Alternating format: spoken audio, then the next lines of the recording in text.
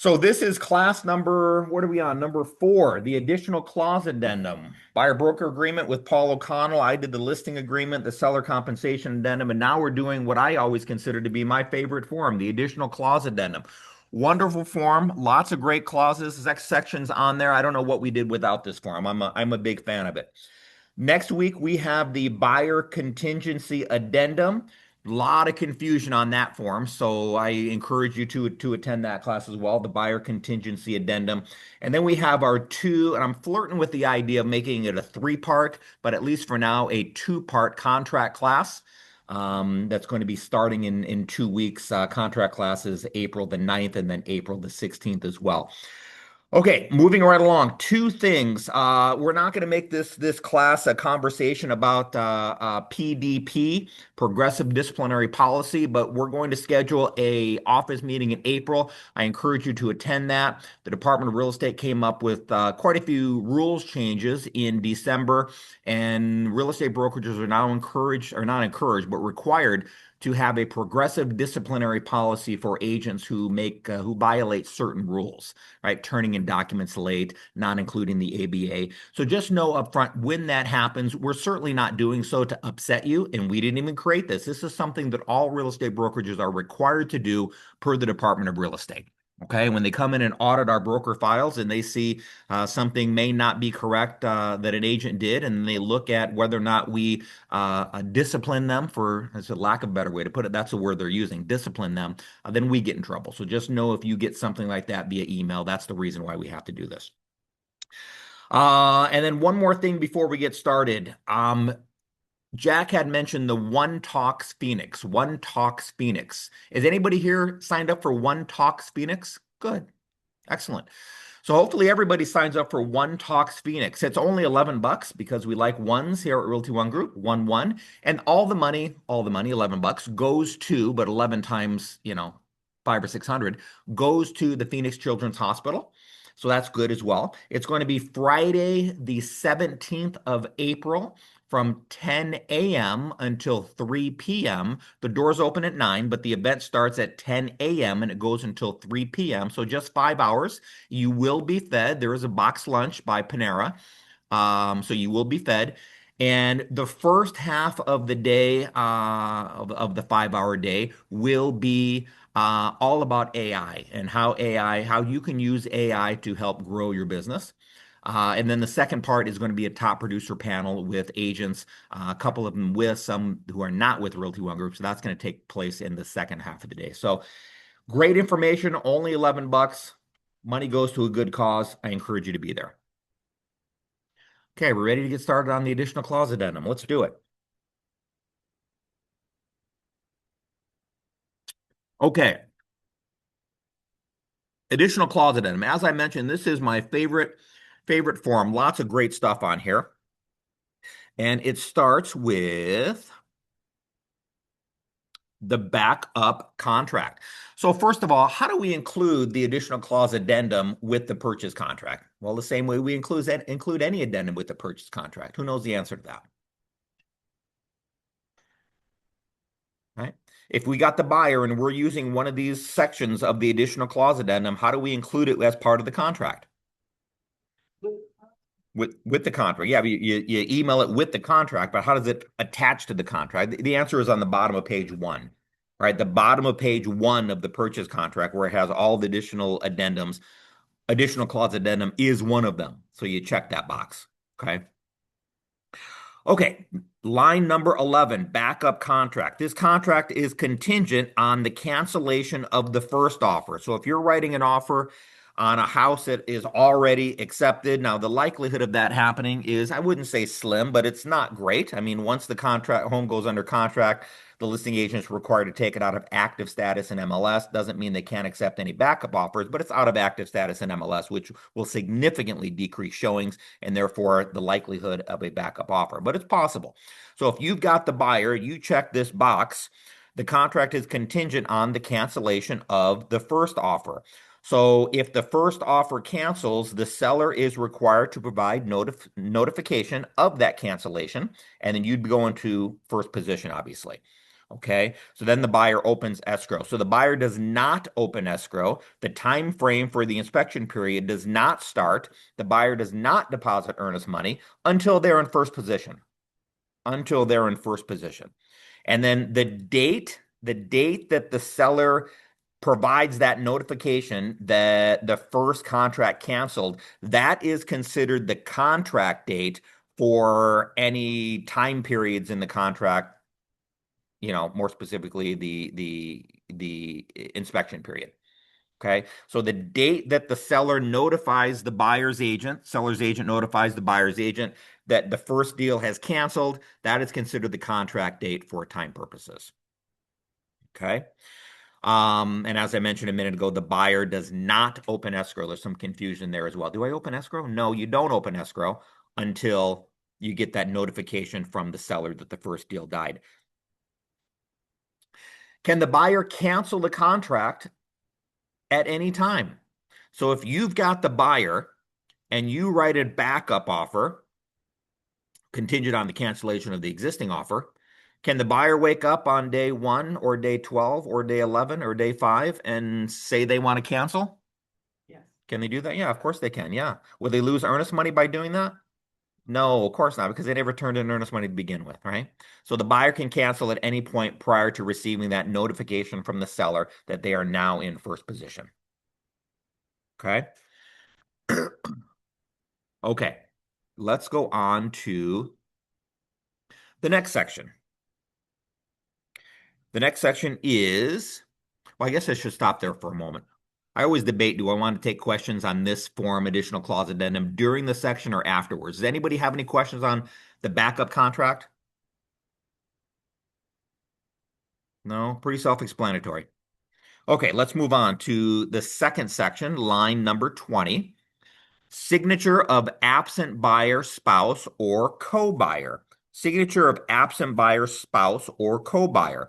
So the buyer has a certain number of days to get and that's the end of line number 20, a certain number of days to get the co-buyer's signature on the contract. Now, we don't see that so much nowadays with e-signature, but back in the days when we didn't have e-signature and you had to sign it with an ink pen, sometimes there was a challenge getting things signed. Okay. Um, or it also goes on to talk about a disclaimer deed. Sometimes we see a married couple here in a community property state like Arizona who one of the two spouses inherits money, and that's considered sole and separate money, and they want to buy a home in their own name, a rental home in their own name. And you can do that as well with the disclaimer deed. Okay. Moving along. Corporate relocation approval. Corporate relocation approval. So the seller is disclosing that they are in the process of a corporate relocation, right? They're moving. And it's actually the relocation company. Probably nobody in this room has agreements with, oh, you do right now, Marla. Okay, good. Probably representing the buyer, I'd imagine. Okay, good, good. So it's not the seller who signs the contract. It's actually the relocation company that signs the purchase contract. The seller signed an addendum with the relocation company, giving them permission to sign the purchase contract and sell the home. So as buyer's agent, you may not know that unless the listing agent told you prior to writing an offer. Is that what happened? Did they disclose it in MLS or? The seller is to be, and then it stated the relocation name. Okay. No company name. But, Yes. I didn't have any of this. This thing. Did the seller? Because this document can be originated by buyer or seller. Nope, doesn't exist. Doesn't exist. Okay. Well, maybe that other agent didn't know about it. But ideally, you're using this. I guess you don't have to if you created your own language, but we encourage you not to if the language is already created for you. You don't have to get creative on page 8 of the contract. Okay. So as the buyer's agent, Marla just gave an example. She's got a buyer kind of talking to the people on Zoom who can't hear what Marla said. Marla Burns, one of our agents, has a buyer with a corporate relocation, and it was disclosed in MLS, although they didn't actually use the additional clause addendum. Okay. Okay. Disciplinary if we didn't know about it. No, it wouldn't be, and you'd never be disciplined on it. Janie, because you're in this class. Well, form that they require signatures on. That's right. BYA in every possible direction it could be for, so. Right. Yeah, there's some additional documents that the buyer's probably going to sign as well. And there's no additional cost to the buyer, but they need to be fully disclosed to what's happening in this corporate relocation. Oh, did the relocation company use the AAR purchase contract? They probably do with additional addendums. Yes. They had, Yes. they had a spud, but then they had quite a bit of disclosure type things. Right. Which it kind of really just catered to the seller can do anything they want, whenever they want, anytime they want, and it's kind of what it sounded like. Yeah, so we're going to use with the corporate reload, we're still going to use the AAR purchase contract, but as Marla had mentioned in the docs tab, there's going to be several addendums and documents that both the seller and the buyer are going to sign that perhaps are going to change some of the things in the AAR purchase contract, but not significantly enough most of the time for the buyer to shy away from purchasing the home, right? Yeah, the individual on title for the house that's listed have already relocated. And so I would imagine whoever their company is that set them up probably gave them some kind of guarantees on, selling the house and whatnot. So Correct, yeah. the reload company is the one who's. The home is vacant. Whatever. Yep. Okay. So let's move on to line 28, non-refundable earnest money. This is a big one. Non-refundable earnest money. So never, never, never write in the purchase contract, earnest money is non-refundable. Never put that on page 8, because if you put that on page 8, the earnest money is non-refundable regardless of what happens. This document protects the buyer's earnest money in the case where earnest money is non-refundable if the deal dies for reasons the buyer didn't cause or has no control over. So what would an example of that be? Earnest money is refundable if the buyer cancels. If you use this form, the earnest money is refundable if the buyer cancels during the inspection period, right? If you just put earnest money non-refundable, it's non-refundable regardless of what happens in the inspection period. It also is refundable if the deal dies because of a seller breach of contract. A seller breach of contract. If you just put earnest money non-refundable, the seller can breach the contract and the buyer loses their earnest money for doing nothing wrong. So make sure you use this form. So the earnest deposit is refundable, assuming you use this form on a non-refundable earnest deposit contract during the inspection period or if there's a seller breach of contract. So when is the earnest money not refundable? Well, it's not going to be refundable if there is an issue with the appraisal. If there's an issue with the appraisal or if there's an issue with the buyer's loan. So we get to 24, 48, 72 hours before closing, and for reasons that we didn't expect, the deal goes sideways. The loan goes sideways and the buyer doesn't qualify for the loan, and you get the unfulfilled loan contingency notice, or you get some type of loan denial letter from the lender. That would be a case where the earnest money is not going to be refundable when normally it would be. Or what now? They don't respond to a period of this. Right. Explain. Yes. The inspection part of it. Not a problem. The inspection part of it. Well, it would be refundable with the inspection. Yeah, it would be refundable. No, if I said not, I misspoke. It would be refundable during the inspection period. The earnest money would not be refundable in the inspection period if you just took out your ink pen or typed on page 8, earnest money non-refundable. But if you use this form, earnest money is refundable if there's an issue during the inspection period. Yep.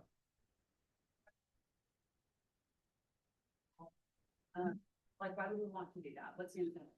Well, the incentive to Marla, for those on Zoom, asked, well, what's the incentive? Why would we want to check earnest money non-refundable? Well, in the opposite market of what we have today, let's say we have an Uber seller market where everything just really favors the seller. There's no inventory and there's tremendous demand.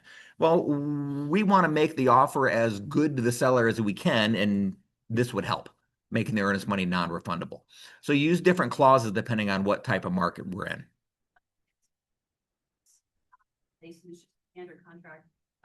If your buyer does not qualify for their loan, that is refundable. That's part of one of their. Normally it would be. That is correct. Yeah, and I say normally it would be, and I say that 80+% of the time, but there are some occasions where what you just outlined, it would not be refundable. For instance, if the buyer no longer has the down payment money because they spent it on a vacation or a car or whatnot, they no longer have the money to close. That's not considered an unfulfilled loan contingency. Therefore, they'd lose their earnest money. So what you said, generally speaking, is probably true 8 out of 10 times. Yep. Okay. So it also says in here, um, earnest money is non-refundable if there's an appraisal issue, uh, unless, line number 32, unless otherwise prohibited by federal law. Okay. So what is that referencing? VA and FHA, yeah. For purposes of this class, we'll call them the same thing, but it's basically talking about what we consider the FHA amendatory clause or the VA escape clause, right? Where the buyer can't lose their earnest money if there is an issue with the appraisal. So boy, if you've got the seller and you want to, I'm gonna give you a way to really make your seller upset with you. If you have the seller, here's how you do it if you want to make your seller mad. If you've got the seller and you accept an offer from an FHA buyer and the buyer signs a document saying earnest money will be non-refundable even if there's an appraisal issue. And the seller says, wow, well, I think that's pretty good. I'll take that. Buyer and seller agree. Earnest money is non-refundable if there's an appraisal issue. It's in writing and it's signed by both buyer and seller. Then 3 weeks later, you find out there is an appraisal issue and the buyer wants to cancel and they want their earnest money back. Did they get their earnest money back? They do get their earnest money back because it's FHA and federal law says that the buyer can't lose their earnest money if there's an appraisal issue. Then the seller gets upset. Well, wait a minute. I got a document right here. Clearly says they can, and but we both signed it. You can't negotiate away federal law. Federal law is federal law. You can't, buyer and seller can't agree to waive a law. Okay. So then they get upset with the seller, or excuse me, with the listing agent, with their listing agent for not knowing that. Right. So if you got a listing and you accept an offer from an FHA or VA buyer and they agree to waive the appraisal contingency, they can't because federal law doesn't allow it. Okay. So that's a pretty important takeaway for today's class. Okay, moving along, appraisal contingency waiver.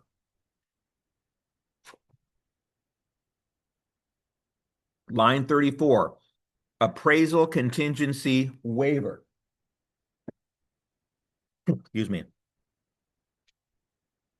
So the buyer is agreeing up front that they're going to make up the difference if there is an issue, a gap between the sales price and the appraised value. So as I mentioned before to Marla's question when she said, well, what's the incentive? What would be the reason why the buyer would do this? In her example, agree to earnest money being non-refundable. In this example, agreeing to waive the appraisal. Well, again, it would be in a case where it's a super strong seller's market where everything favors the seller, very little inventory, tremendous demand, and the sellers can pretty much do whatever they want in those types of markets, right? And by the way, we don't get too attached to the type of market because my gosh, does it change, right? When you feel like it's a super strong seller's market, it's never going to change. And then a couple months later, it's almost an equally strong buyer's market. So it absolutely does change. Okay, so the buyer's agreeing up front that they're going to make up the difference, that gap in the appraised value and the sales price. So if you have a purchase price of $500,000 and you have an appraised value of $480,000, there's a $20,000 gap there. And the buyer is saying up front, again for the third time, that they're going to make up that difference. Okay, so it gives the seller some peace of mind. If the seller might think that I'm priced a little bit high, well, a lot of times rarely do sellers think they're priced high, but if they do, it gives them peace of mind of knowing that the appraisal comes back low. They're going to make up that gap. The buyer's going to make up that gap. Okay. Again, but it says here on line 37, unless otherwise prohibited by federal law. So be cognizant of that as well. Say again, Paul? An example of that? Well, the buyer is not obligated to make up that difference if it's an FHA or VA buyer. So Paul said, well, give me an example of that. Okay. If the purchase price is the 500,000 I mentioned a moment ago, and the appraised value is, well, no, it'd be the other way around. No, yeah, the purchase price of 500,000, appraised value of 480,000. The buyer signs a document agreeing to make up that gap, but they're an FHA buyer. They think to themselves, well, I don't really want to do it, but you're required to do it. You got it signed here. Well, I don't have to do it because FHA, federal law says they don't have to do it. So that would be an example where the buyer agrees to pay the difference, they agrees to close that gap, but then they don't. And they're not penalized for it because it's against federal law. They can do it if they want to, but they're not required to do it, even though they signed a document saying they'll do it. Breaking the law by signing this document. I would say no, they're probably not breaking the law because they probably don't know it. I don't think there's any intentional intent to deceive. I just think they probably don't know it. As a lot of real estate agents don't know it. So the lay person that sells a home once every 10 years certainly is not going to know it. What's a typical result if that happens? If it only appraises at 485 and that's all they're going to be loaned, and they really don't have that extra, do those usually fall apart? Well, I think the seller usually comes down. I'm just curious. Well, yeah, you could do a couple different ways. So the folks on Zoom, Marla had asked the question, if the appraised value is 500,000 or excuse me, the sales price 500,000, appraised value is 480, what happens then? Right? Yeah. Okay. So I'm going to answer the question. We're also going to talk about that in the appraisal section on the purchase contract class. But the answer is one of a couple of things. Either number one, the buyer is going to come up with another 20,000 to close that gap. Or B, which I see usually more often, is the seller comes down in price to close that gap, or a combination of the two. Seller's going to agree to come down 10 grand, buyer's going to come up with another 10 grand to close that $20,000 gap. If none of those three things happen, the buyer needs to cancel the contract within 5 days. Okay, so if there's an issue with the appraisal, the buyer needs to cancel the contract within 5 days. The seller doesn't have to do anything. The seller can just sit on their hands and do nothing. The buyer must cancel the contract within 5 days, or they lose their earnest money, except if it's an FHA or VA buyer. Okay. Go ahead. I got a question here, but go ahead, Paul. What gives them that ability to cancel? What gives the federal law, No. the amendatory clause, the escape clause, right? Cancel it in 5 days. Where is that again that it gives them the right to cancel it? Well, it's in the purchase contract. Yeah, it's in the purchase contract. Oh, off the top of my head, I don't know the line number. No, but it's in the appraisal section of the purchase contract. Where cure notice. Then if they didn't cure it, they would lose their earnest deposit ever, or no? No.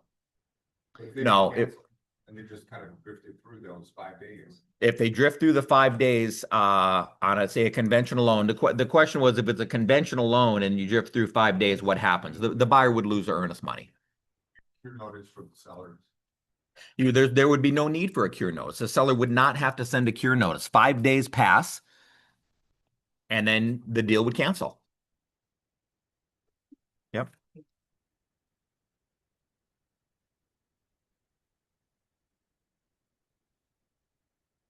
Okay.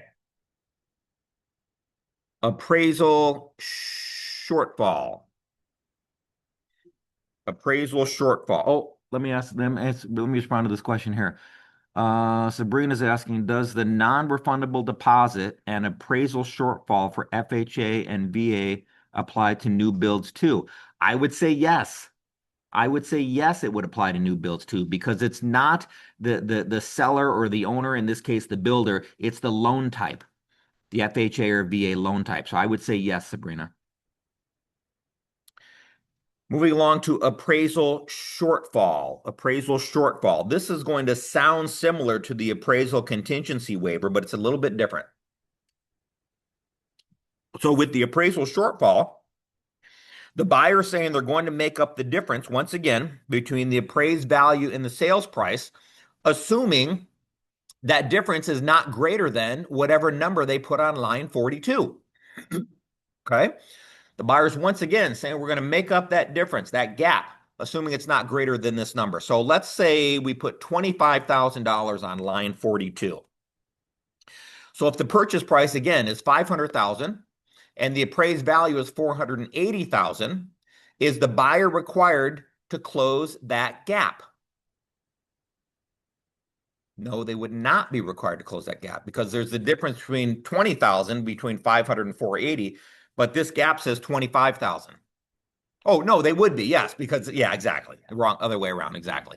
Because that $20,000 gap is less than the maximum amount in my example of $25,000. Correct. Yep.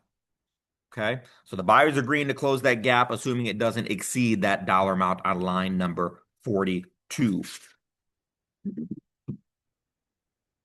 However, if it's greater than that number, again, the buyer's going to have 5 days to cancel. And if they don't cancel during those 5 days, they're going to lose their earnest money, again, assuming it's not an FHA or VA loan. Okay.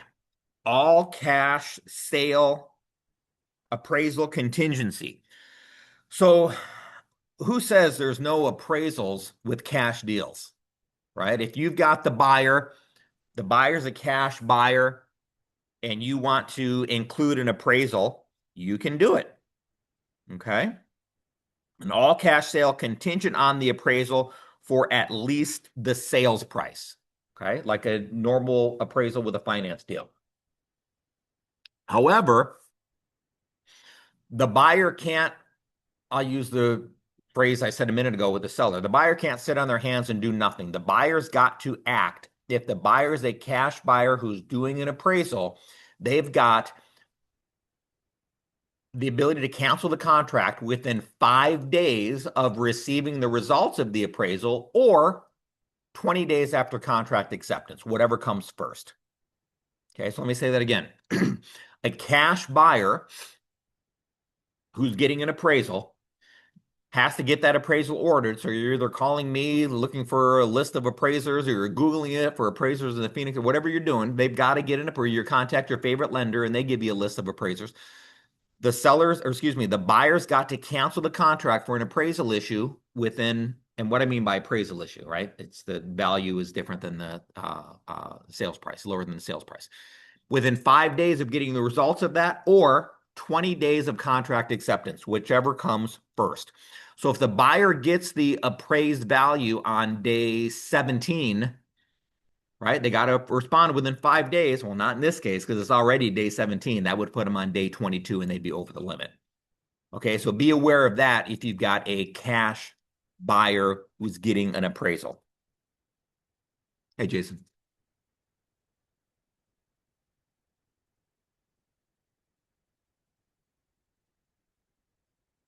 Wholesale status disclosure. Wholesale status disclosure. So wholesaling is legal in the state of Arizona. It's legal as long as it's disclosed. And that part, not it being legal, it's been legal, but the part of disclosing it's fairly new. I'm going to say within the last 2 to 3 years, it's got to be disclosed. So what is wholesaling? So in its easiest term, its easiest description, you have a seller, a first seller, and then you have a wholesale buyer who's under contract with that seller. So you have the original seller, and then you have a wholesale buyer. That wholesale buyer becomes a wholesale seller to the final buyer, right? And they sell the home to that final buyer and pocket the difference. And that, in its easiest terms, is basically what a wholesale deal is. That is legal in Arizona as long as it's disclosed. Okay. Now, you as agents cannot do it, but you can represent buyers and sellers who are doing it. Okay. Considered a short sale or, Oh, no, short sale is different. okay, I just didn't know if it was tied in. No. Pardon me? Well, they can't do it for a couple of reasons. Mainly because there is a significantly increased risk of litigation when an agent is involved when a licensee is involved in these types of deals. Yep. And for example, well, what would another example be? So let's say you took went on a listing presentation and the buyer, or excuse me, the seller said, I've been doing a lot of research and I think that for the Zoom people, Marla asked, well, why can't agents do it? We can represent buyers and sellers who are doing it, but we can't do it themselves can't do it ourselves because of the significant increase in liability and litigation. So an example would be, um, you go on a listing presentation and the seller says, I've done a lot of research and I know what my home is worth. It's worth $500,000. And you're thinking to yourself, I've sold a lot of homes in this community. This home is worth probably $600,000. You want it for five? Yeah, I'm not going to take a penny less than 500,000. So you list it at 500,000. You've got the listing. You become the wholesale buyer who becomes a wholesale seller. You know people who want to buy it for 600,000, and then you pocket the $100,000 gap, and you collect a whatever your compensation is on top of that. Fiduciary. Exactly. It's a big time fiduciary violation. Absolutely. So that's an example of why we wouldn't do it. In a single time. That's not like completing the sale and then, but completing the sale as you as the buyer and then doing a secondary transaction, right? Or is that kind of like merging it together as one? You can do that. You can close with your own money. So you can buy the home. You've got to close. You can't assign the contract to another buyer. You'd have to close in this example, you'd have to close with your own money and immediately turn around and sell it to another buyer. That's okay. And that's okay. Mhm. Well, That's correct. A flip is fine. Yes. Yeah, you just have to close with your own money. Buyers and sellers can assign contracts. Licensees cannot. Okay. Okay. Moving along. Oh, and also has on line number 60, a wholesale seller box, which is basically disclosing to the final buyer that the wholesale seller has equitable title, not legal title. They have equitable title, not legal title. Okay. Tax deferred exchange, line number 63. So both parties are acknowledging that the sale is part of a 1031 tax deferred exchange. Any additional costs associated with it will be paid by the person who has requested the exchange, could be the buyer or the seller. The non requesting party agrees to cooperate with the 1031 exchange, assuming that there's no additional fees to them. Okay, and then it also states that parties are encouraged to contact the tax professional as well before entering into an agreement for a 1031 exchange. All right.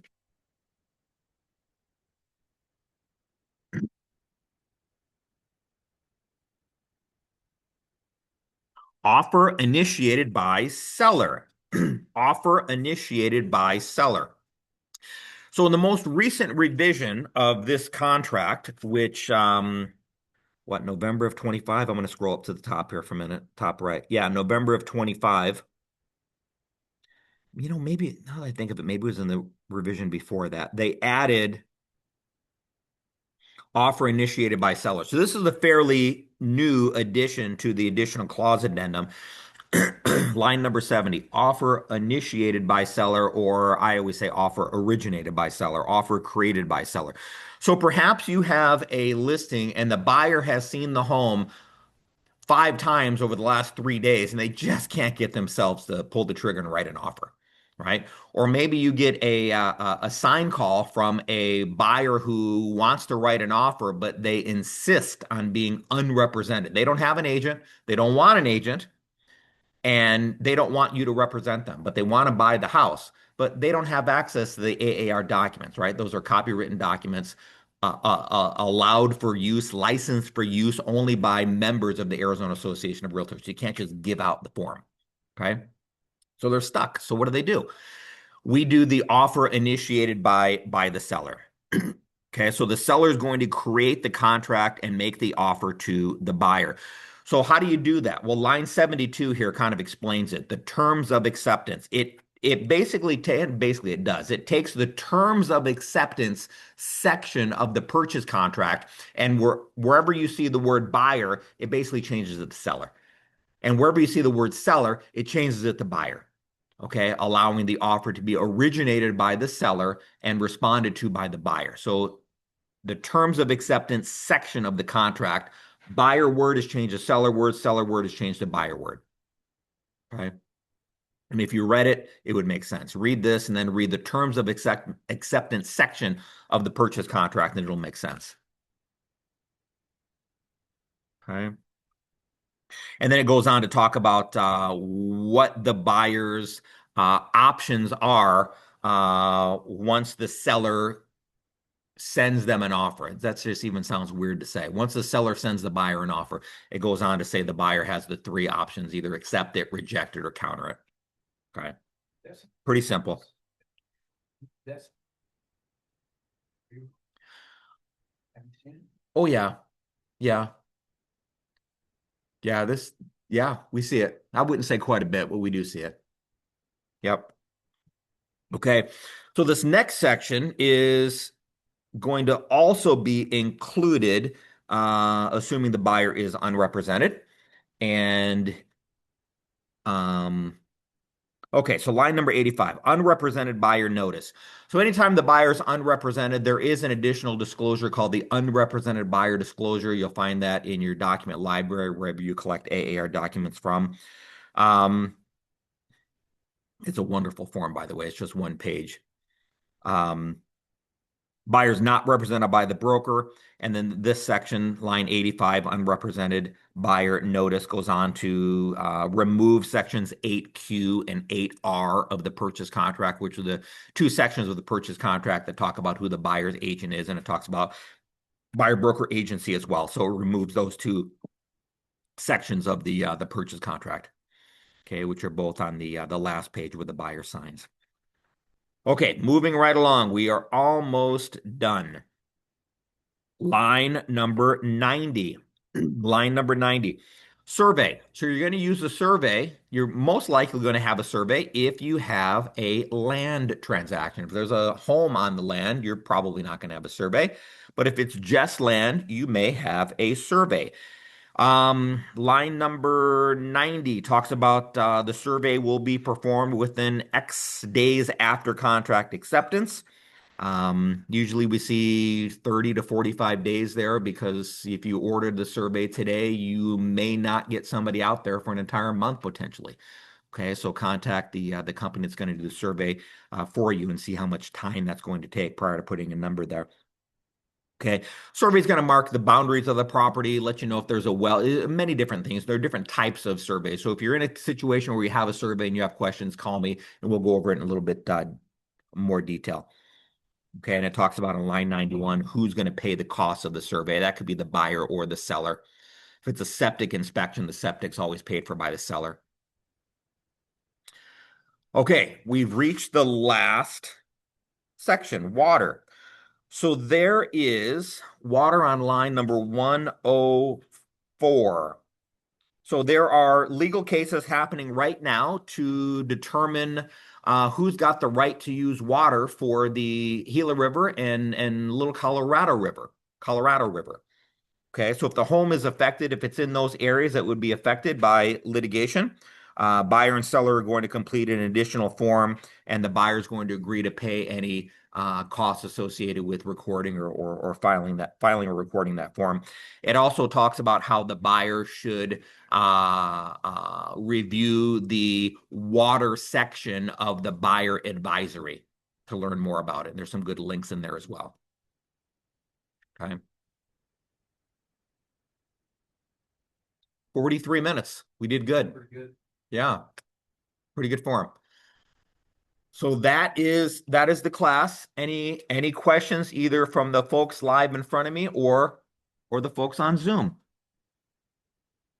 You know, you really ought to do this for a living. It's pretty good. Yeah. Jack says I had to do this for a living. Yeah. It never paid for them. Yeah, there you go. Okay, guys, we'll see you hopefully next week on April the 2nd when we talk about the buyer contingency addendum. Thank you.